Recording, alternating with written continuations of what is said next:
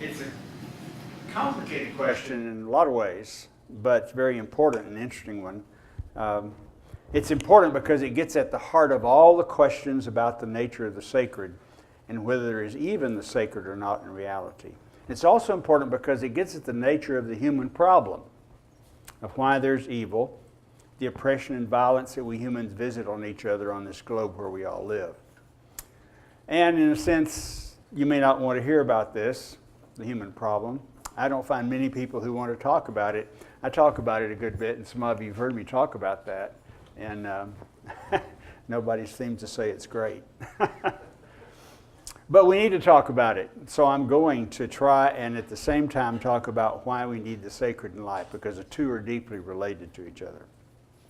And it's a large issue, and I probably haven't spent enough time on the details, but I'll depend upon you to ask questions about the parts that I may have omitted to help it all make sense. So let's first briefly revisit, if my clicker will work here, brain science again. Then I'll come back and we'll talk about some psychology, which we haven't, the other part of science we haven't really gotten into. Remember back now to Tom's earlier presentation. The early reptilian part of our brain, the limbic system, carries a basic drive to survive, to gain food, to procreate, and it also carries the powerful defense mechanisms of flight, fight, or freeze. The early mammalian brain brought the carrying instincts needed to care for the young, but also the center for anxiety and strong emotions. The frontal lobes, as I understand it, brought the ability of self-awareness and of symbolic thinking, really the constitution of the I, the self, or the ego, if you want to use that word. I understand the other day I wrote a little note that somebody said that the guy who translated Freud's work translated the word I as ego when Freud just used I. So, whatever that means. That early reptilian brain still affects our functioning in the world. And it's only the other parts of the brain, especially the frontal lobes, of course, that keep us from being simply extinctual animals. The primal instinct of us all is to continue to exist. That's the essence of life on earth, the drive for self-preservation. Now, when you add this deep drive to continue the capability of self-awareness, when you add to this deep drive to continue, you add to that the capability of self-awareness, the self-transcendence that allowed humans to realize that their death was inevitable. You have a human who is anxious and even afraid of whether he or she will continue. Of course, you have all sorts of positive traits as well, but my focus is on this very powerful one of a built-in anxiety. And there is the seat of the problem of humanity. As humans evolved, the quest for self-preservation grew from being simply a fear of physical death to the quest for meaning, the fear of lack of significance. I used a lot of Ernest Becker's work, and he notes that what we fear is not extinction per se, but extinction within significance. Underneath this issue of meaning still lies, of course, the concern for immortality and overcoming death. But the most daily presenting issue for our lives has become the one of significance. Becker points out that involved with the issue of significance, of course, is the issue of shame. Yeah, what? Shame. A shame that we are not more than we are, that we are simply creatures and not God, so to speak. Let me stop a moment and deal with one of the usual problems people have when I talk about this, that we tend to associate self-esteem or a sense of significance as being bad or harmful. We talk about someone having too much ego. The fact is that a person who seems to have too much ego, as using that definition, is actually someone who has low self-esteem and is trying to create it for him or herself. That's why you don't like them. The person who has a mature self-esteem is the one you admire because they're humble and caring. We humans must have self-esteem to live and to live with courage and freedom and not to be sick physically and emotionally. One of the examples is that experts say that the main cause of adolescent delinquency is the individual's lack of self-esteem. Their behavior is a cry to be noticed, to have meaning. Now, we could talk about this more, and if you want to, we can do that later. Out of this anxiety, and with their symbolic ability, notice that, symbolic ability, humans began to erect cultural devices to provide the promise of indefinite continuation. Of course, these devices were actual illusions, but they functioned as a means to help the person to go about life with some sense of confidence, at least temporarily, for all cultural devices are temporary. Remember those rituals that we talked about? Those rituals were those devices. Let's call them salvation projects, if you will, for our purposes. Becker calls them hero projects, but I think it's a concept that may be hard to make sense of unless you read the whole book. This development of salvation projects provide us with significance and with the overcoming of any sense of shame. That development went in two major directions. The one direction involving the connection first with the spirits of the natural world in which they lived and on which they depended, the early religious rituals. The other direction, and a little later in the evolution, the use of the social structures and devices, the social structures, as salvation projects. Of course, these two were actually intertwined, and if not identical, until about 500 years ago. In this sense, culture became, and still is, sacred, because it is the religion that assures the perpetuation of its members, the overcoming of our shame, and the provision of our meaning and significance. In primitive times, the rituals with the spirits might have had to do with being sure that the deer spirit was respected so that there would be another deer to kill and eat so that the family would not starve. A little later, a cultural practice was the potlatch, when the leader of the family or clan, after collecting a surplus, would throw a big feast for everyone. He would share his wealth with everyone else to gain status and provide him with a sense of meaning. Have you been to any big parties like that lately? Later in the days of the great city-states, the rituals may involve sacrifices of animals or even humans to assure the continuation of the world. It might involve building great palaces or great burial chambers to assure life after death. Remember all those in China, the burial of all of those servants, terracotta images of the servants with the king. That's what this is about. In the religious realm, alongside of immortality and the control of the seasons, for instance, there were also those rituals. In control of the seasons, of course, had to do with whether life was going to continue or not. Still the issue of continuance. There were also those rituals that dealt specifically with the overcoming of shame through the forgiveness of sin. And we see this certainly in the Old Testament sacrifices and right down to how we have talked about Jesus' death.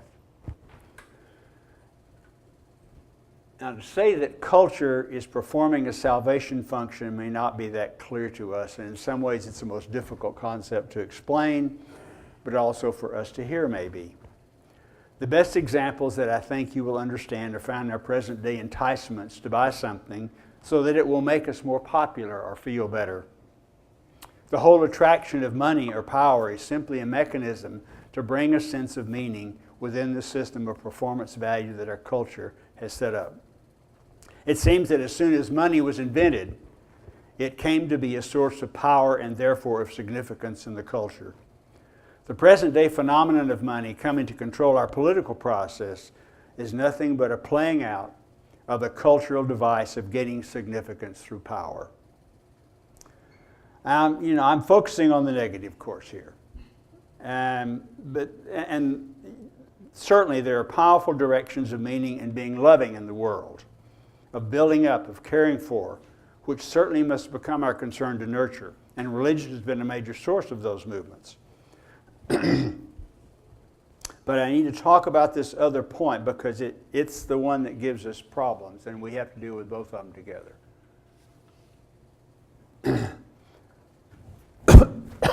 Pardon me.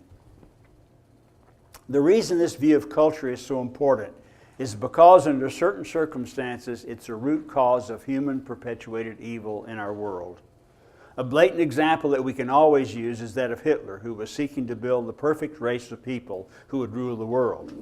A clear issue of desire for significance, but in a horribly twisted way. This desire for significance is so strong in us that without some controls internally or externally, they wreak havoc on others. I mentioned the lure of financial control. It is certainly the cause of much suffering in the world by putting down people economically in order that the few powerful become even more powerful. Another example of a twisted and evil salvation project from today's headlines. Many writers have said that it's clear that those who are joining ISIS are those who have no jobs, no sense of meaning in their lives because of the conditions in their countries. The reason ISIS exists at all is because the Sunnis feel that they have been left out of the control of their life and their countries. They do not feel significant. That does not excuse their actions, but it's a real source of the problem. And I really can't resist bringing up the issue of how the United Methodist Church has fallen prey to the Salvation Project of trying to get more members when that really won't save us. All of this does not mean that we are bad or evil, not at all.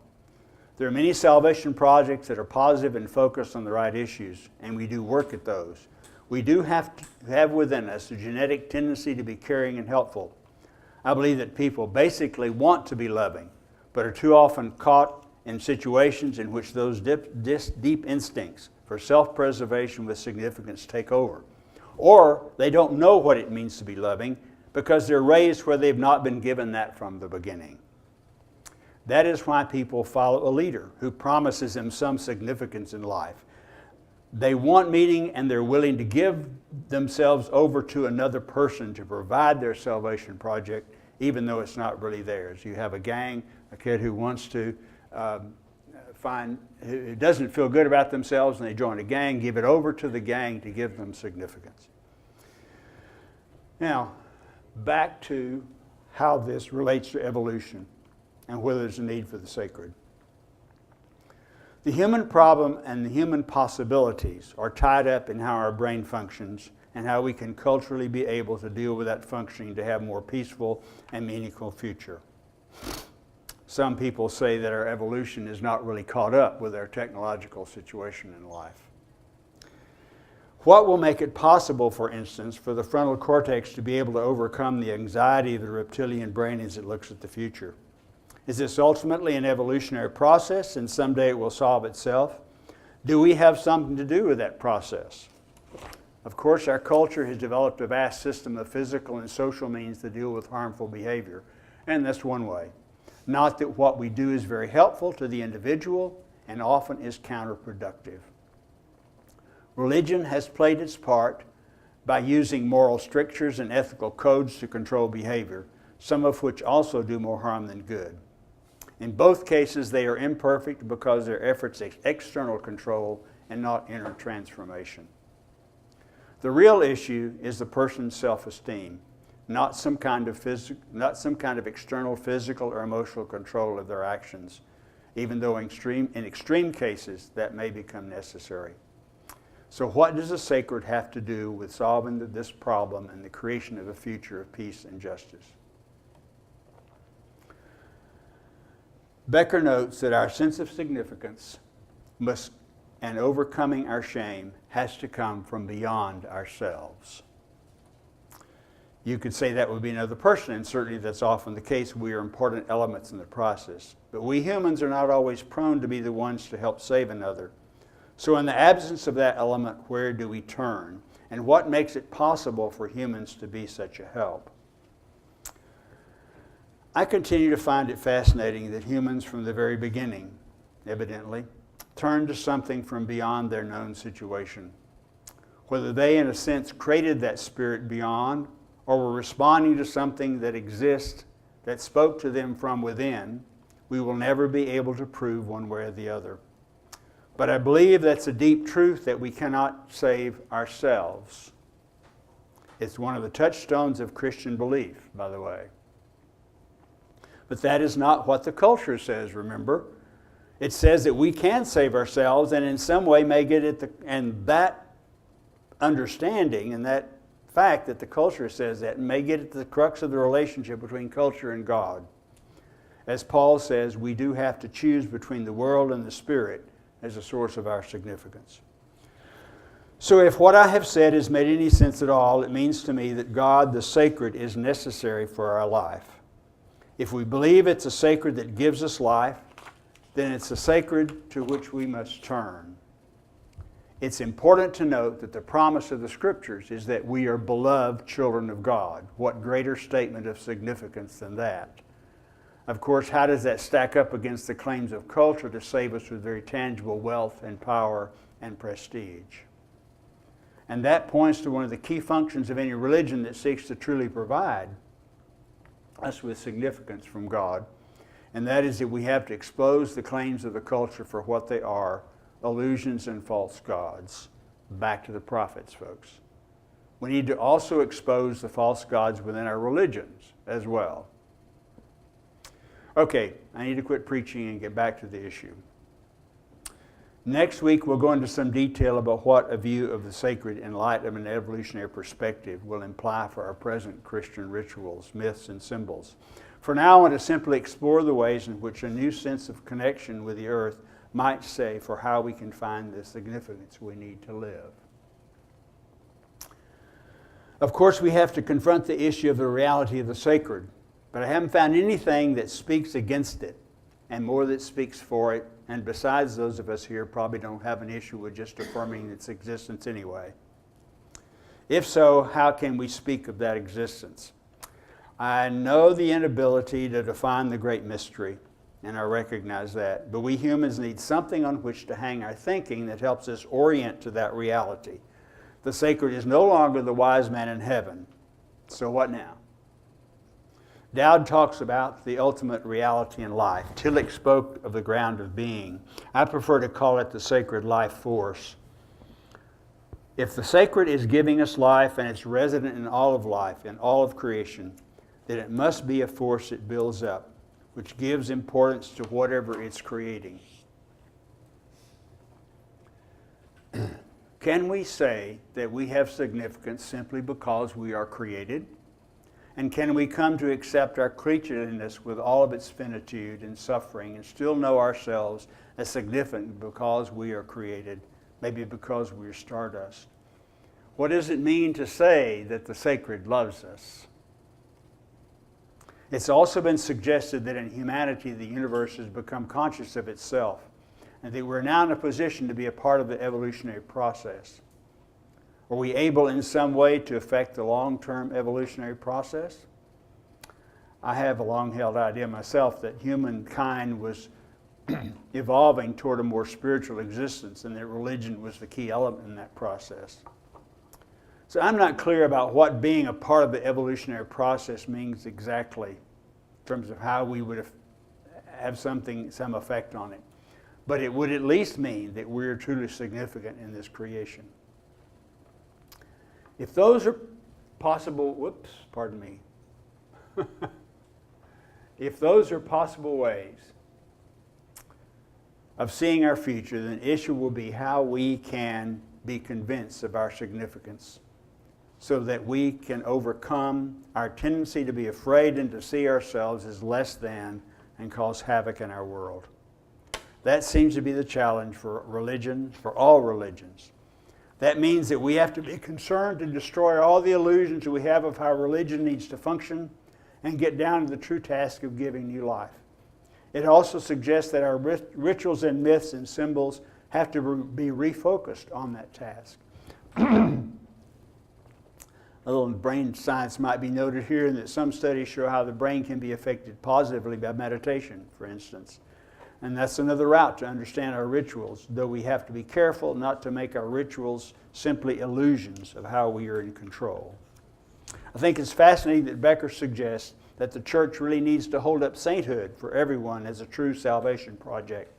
That the reason our young not staying with the church is that we've not provided them with the challenge of a meaningful salvation project that catches their vision for the future of their life And he was saying this in the 70s.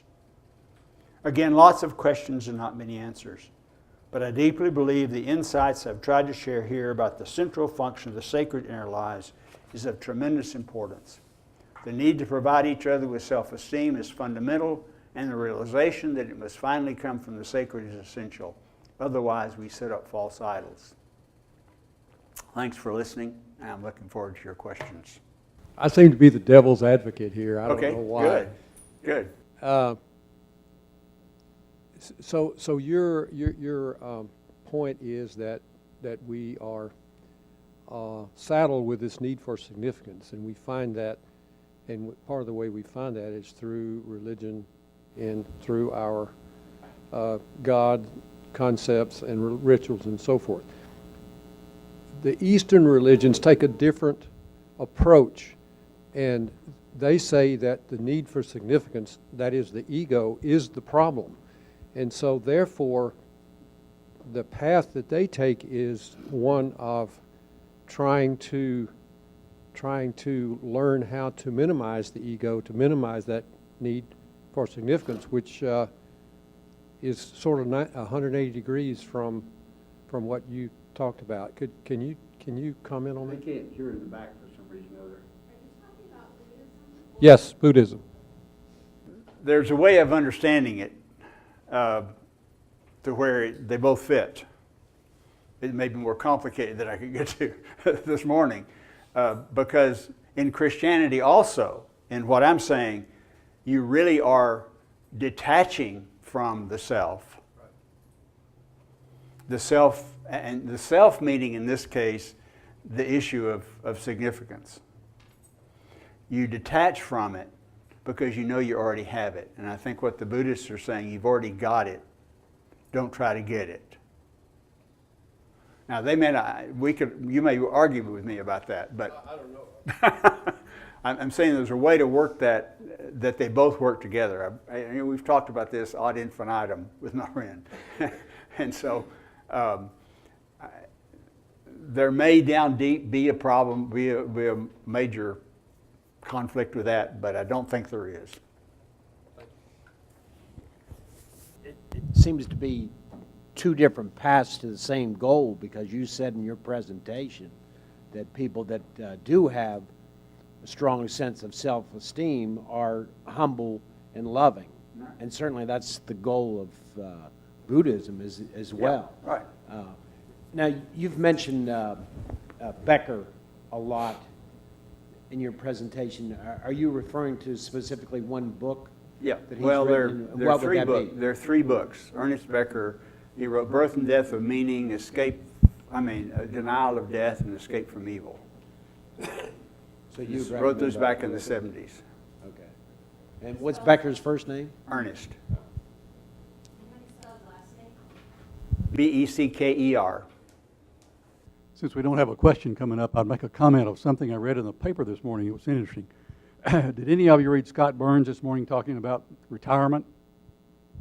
He talked about most retirement advertising and communications that you see talk about retirement in terms of either excitement of retirement or the pain of retirement. The pain being when you're in a home where somebody's having to feed you every day, and the excitement's when you're going out on yachts or going out on a vacation or this kind of thing. And he said that misses the point. He said really the point of retirement, he said the goal of retirement should be contentment. And a lot of studies have shown that people that are successfully retired are those that are content with what they do in the retirement. Their work patterns change and they do things that give them a degree of contentment. And I'm not quite sure how that relates to what Ben's been talking about, but it says something as you get older and more mature that you're able to look at your past life and not feel shame about it, and maybe not even feel the challenge of becoming more significant, but find things that do give you a degree of contentment. And that spoke to me, and I thought there's something to that. So, Well, it relates because what we have done, we make our professions, our occupations, our salvation project. And we put all our meaning in what we're doing, and when we have to quit doing it, we don't feel important anymore. And so what what our relationship with God says is that I'm important anyway. I don't have to have that occupation to do it. And that's what spiritual growth has to do with. I'm getting off into some simply evolutionary issues here, but Ben, don't you think that when you talk about your true salvation project, part of that is being a part of a group, in this case, a church, that that helps the people that are also members of that group. That our salvation projects are usually, or a lot of the time, not focused on ourselves, but focused on other people. well, I think maybe I shouldn't use that term salvation project at all. I debated about whether even you bring that in because what I'm really talking about there are the community is what enables us to feel that we are significant no matter what when we're a part of that. If the community is loving, if the community is not loving, then no, we're not going to feel that way. And we can make a community that which gives us our significance. And what happens when the community falls apart, you see? And so we have to always keep that which is beyond ourselves, even beyond the community, as important to us. Because the community is temporary. The rest of life is temporary. We can't put our sense of self-esteem, our personhood, in anything else. Now, that doesn't mean other things don't help us and other things support and care for us.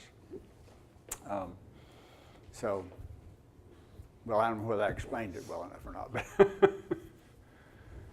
yes. Ben, again, thank you for your presentation, and I apologize for slipping in late. Would you define, in light of your presentation, the word salvation? I got to hang up with that. Yeah, okay. Well, that's why maybe I should have used Hero Project. That causes all these other problems. Well, salvation in the way I would mean it would have to do with that I am my true self. In this context, it has to do with knowing that I'm significant. Now, in the more traditional Christian context, it has to do with my being able to know myself as loved just like I am and be able to find meaning in life. I mean, it's the same thing, but where I get it from is different. Salvation is wholeness. Salvation is being able to be free from within and be able to be creative and loving and caring. That's what salvation is about, in that sense. I don't know whether that makes that helpful or not. Okay. I'm intrigued by the questions you have for us up there on the board, and particularly the last one. How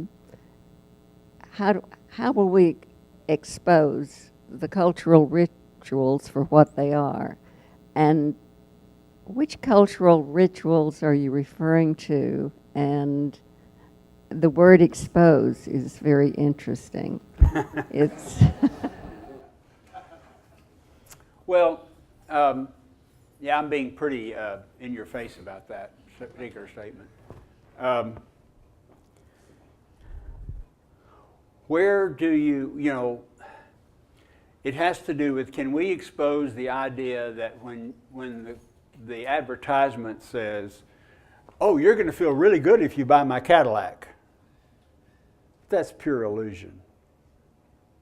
You're not going to feel good, necessarily good. You might feel good for a while, but it's not going to last. It's not going to be your sense of, it's not going to give you everything. I know I bought enough stuff in my life thinking it's going to really make me feel good. It doesn't, after a while. that's one thing. There's some more, I think how do we expose the illusion of financial power for what it is? That if I, as an entrepreneur, as a head of a corporation, am going to get more money and make my workers make less, what's that about? How can you expose that? That's what we have to expose in our culture, that kind of stuff does not get us where we need to be. And just said this is a complicated process in a way thing to talk about, because it has to do also with the whole idea of wholeness in the world. I mean, how are we going to enable the world to be all that it needs, everybody to have peace and justice in this world? And it's going to take us being able to understand, and it's going to take us being able to be changed, folks. It's going to take us being able to overcome this problem that we have as human beings, which is to try to get our goodies out of a situation, even though it makes somebody else be less, even though it puts down somebody else. We still are going to get our goodies. We're still going to get what we think we need. And the problem is, what do we really need? And how does that inner transformation take place? And that's what religion is really about, is inner transformation. And the transformation is at this issue. Because what we want to talk about is how will our rituals I'm getting off your question. I'm going off somewhere else. But to expose these things, I think that's what the prophets in the Old Testament were doing. It's that kind of thing. It's helping people to understand what is important in life, what's happening in our culture. And that's the reason I said we may not want to hear this, because we may be involved in some cultural projects of our own that we hold pretty important. And I'm not saying that what we do in culture and creating things is not important, okay? I'm not saying that culture is bad in and of itself in the sense of your business being bad or anything else. But whether it's a salvation project, whether it's really going to save the world or not is another matter. And are you doing it in a way that is going to save the world, so to speak, and save other people? I can imagine that I said this to some people, and they would not like it at all. That what they were doing is not, it's really bad and harmful. Yeah. I want to share something with the folks here that gets to this question of the meaning of life. I received a little card from the University of Texas this past week. Had to do with the endowment program there and support for it and that kind of thing. But on the back of it, it had a quotation. I can't even remember the name of the man who made the statement first, but he said, if I could remember it, the true meaning of life is planting trees under whose shade you will never sit. You've heard that before, Steve. I guess maybe several of you heard it before. I'd never heard it before, but I think that's really very interesting. It kind of gets back to Dotie's comment about community and doing things for other people. And in a sense, I think that's what we're doing with this Science and Religion program, is planting trees under whose shade we'll never sit, and maybe you won't either. But that's what you try to do, is having these kind of discussions about these issues that are really deeply about the meaning of life and our lives. Ernie. Say that I think that that the issue you see I have, and the reason I hammer on this, and people probably don't like the way I hammer on it, but the reason I do is because we can tell people what to do all day long, and that doesn't necessarily mean they're going to go do it, unless they have the inward kind of sense and freedom. Because being hung up with trying to save myself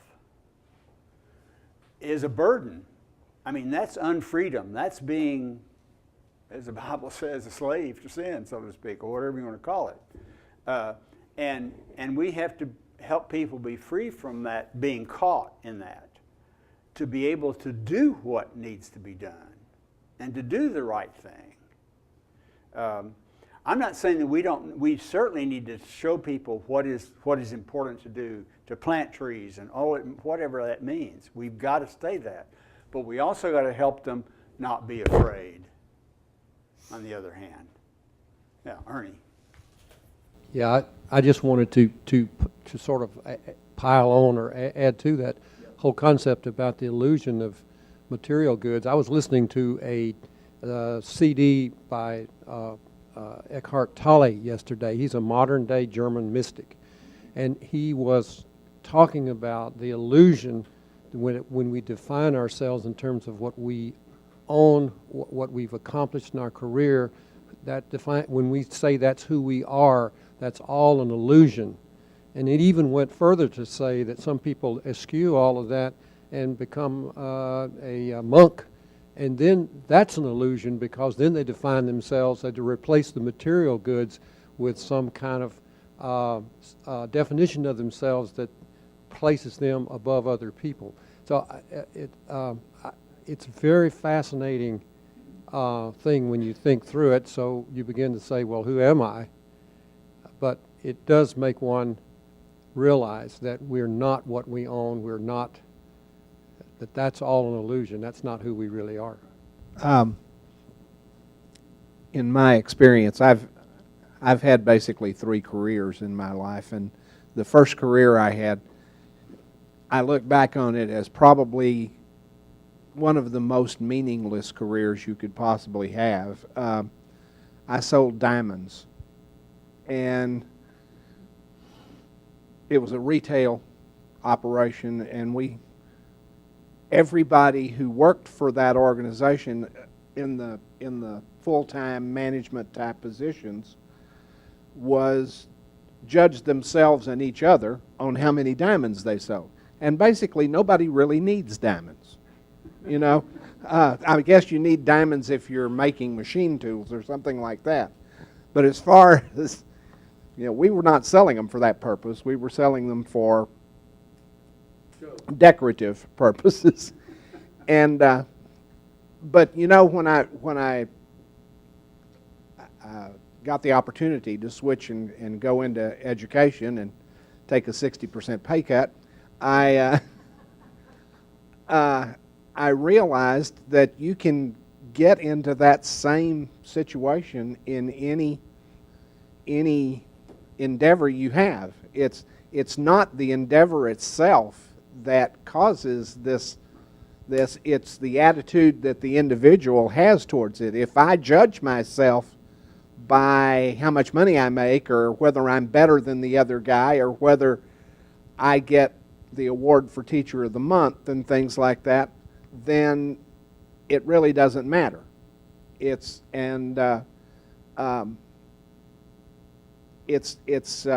kind of interesting to really look at it, and I really appreciate this because it kind of focuses everything, and it shows that it's up to me to have an attitude towards what it is that I'm doing that is positive and that is productive and that is helpful, instead of being self-aggrandizing.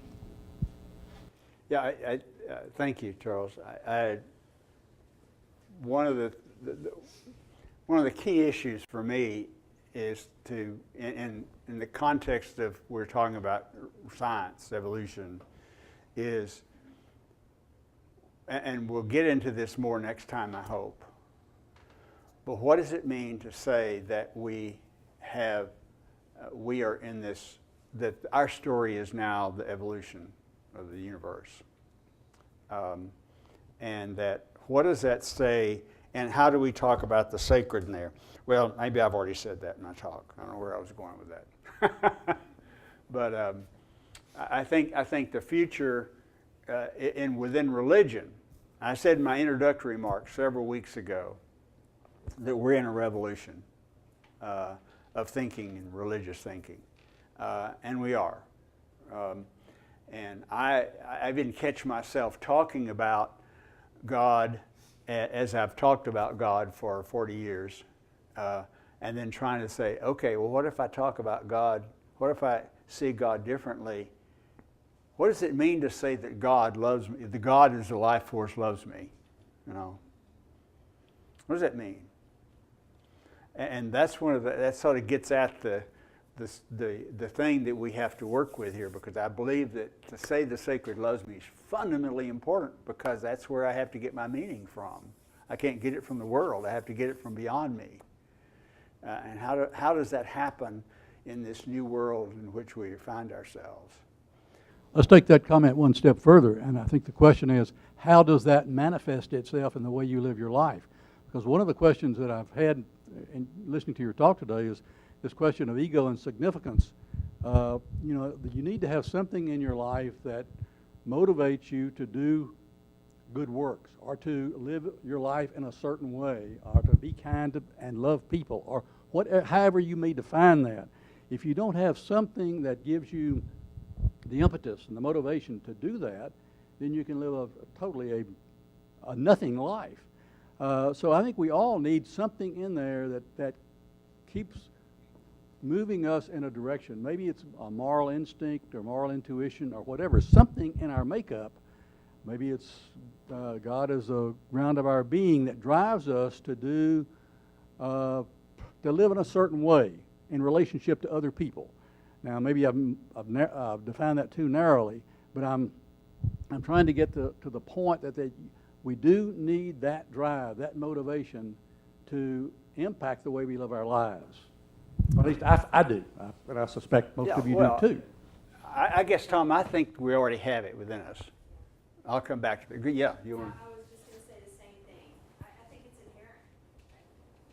I think that drive is inherent. I was just going to say the same thing you just said, Ben.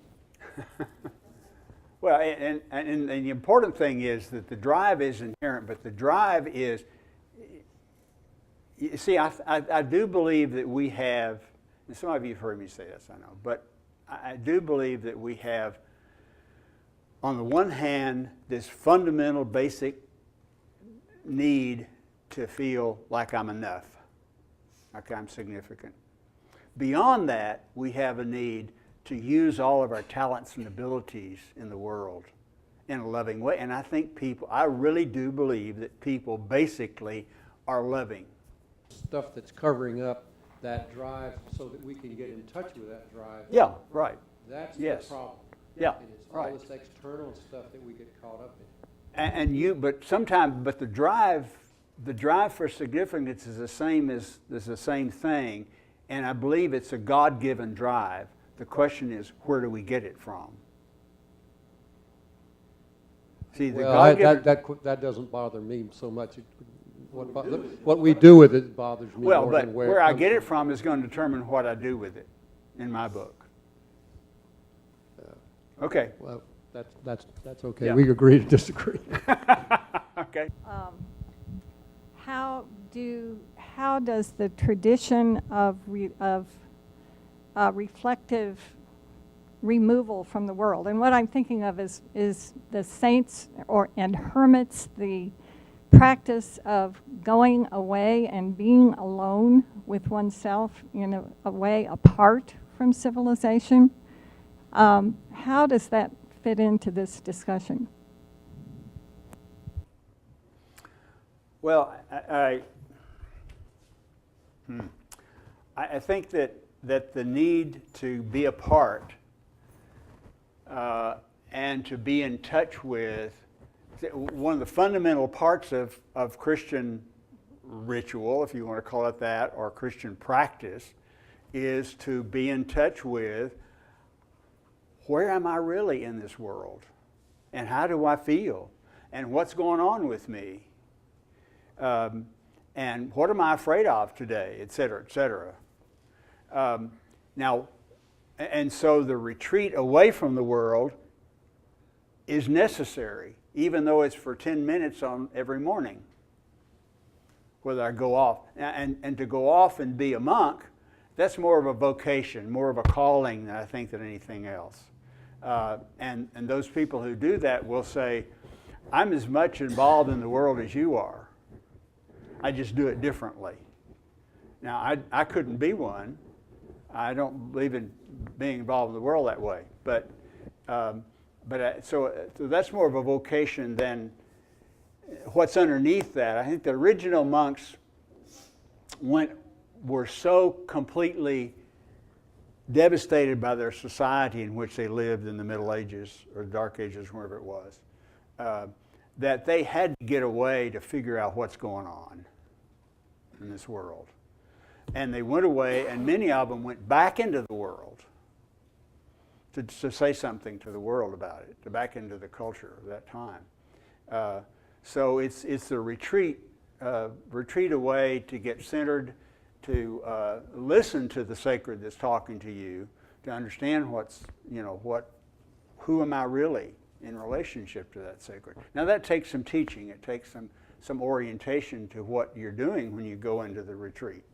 There's no question about that, and that's what the church's religion is about, and how we do that. So anyway, that's my answer so far. If someone doesn't feel good about themselves, that they continue to turn inward rather than reaching out to other people, that our basic need is to feel good about ourselves first before we can reach out to anyone else or make a difference in anyone else's life. No, not necessarily. I think in a sense, this is complicated, that's what I'm saying, to talk about, because there's many issues, and any one particular person's situation is going to be different than the other one. But I think we reach out to people because we need their help. We need them to help us feel good about ourselves. Why do you go have lunch with a friend? Underneath all that is the desire for that friend to tell you how much they like you, or they care about you, or show their importance to you. And we need that. We have to. We're social people. We need that. But I can't depend upon that friend for my selfhood, because one day they may not be there anymore, or they may not be able to give it to me that day when I need it so much. I have to have a resource from beyond that as well. I'm not sure I'm answering your question. I may have gotten off on another tangent there, but and I maybe also the question is, in a lot of salvation projects, I've called them, that I may do some good.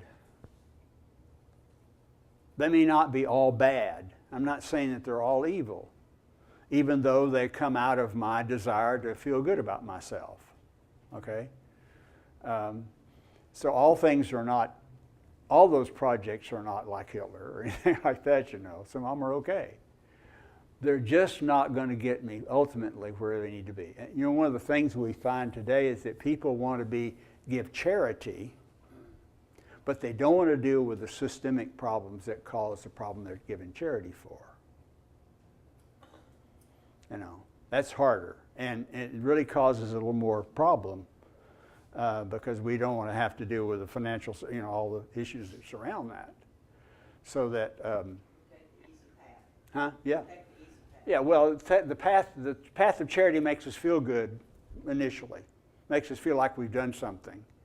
But we're really not doing what we really need to get done here. Could you give, is that the right thing? Okay. Speak up. All right. Could you give a definition that is operative here for the word salvation?